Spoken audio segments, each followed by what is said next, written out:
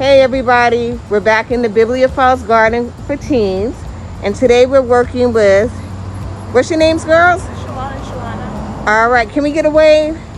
Hi, they're two of our junior friends, and they're going to be helping us out in the garden today.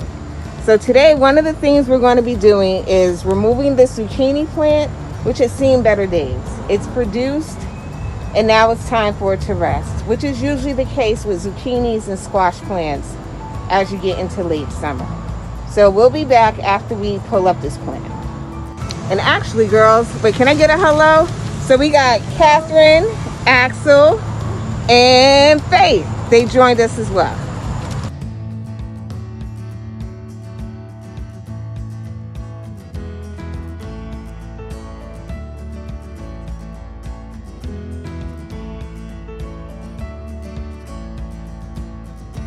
That's why I'm walking very carefully so as not to get my clothes messed up.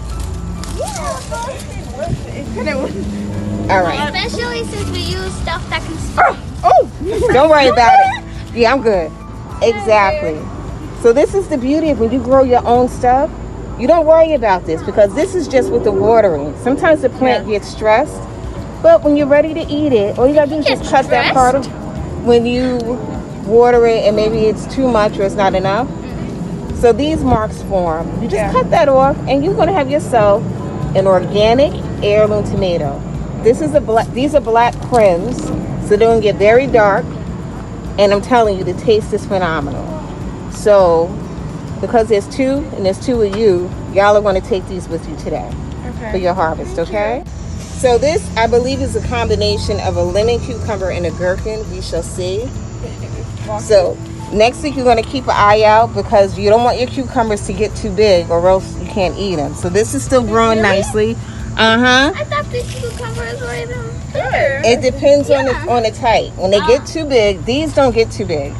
But let's say like in the children's garden bed, they have English cucumbers. You got a really big one, like about this size.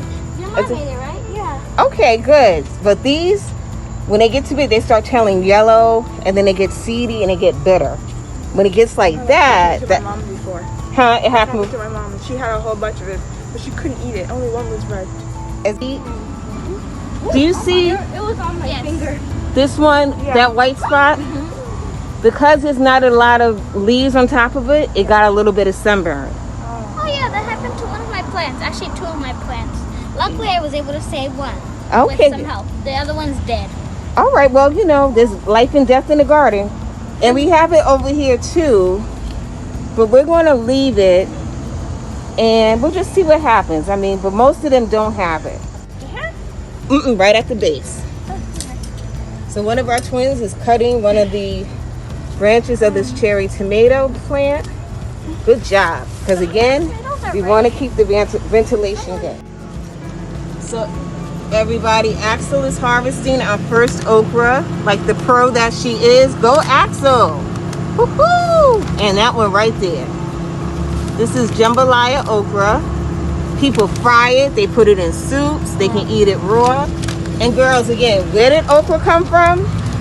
Do y'all remember? No. When the enslaved Africans came from West Africa on the Middle Passage, they brought okra with them, including that and even like the other Jamaican sorrel, rice, things like that. So this comes from West Africa and we're still eating it today. Okay, so next week, that's one thing about okra is that you can't let it get too big.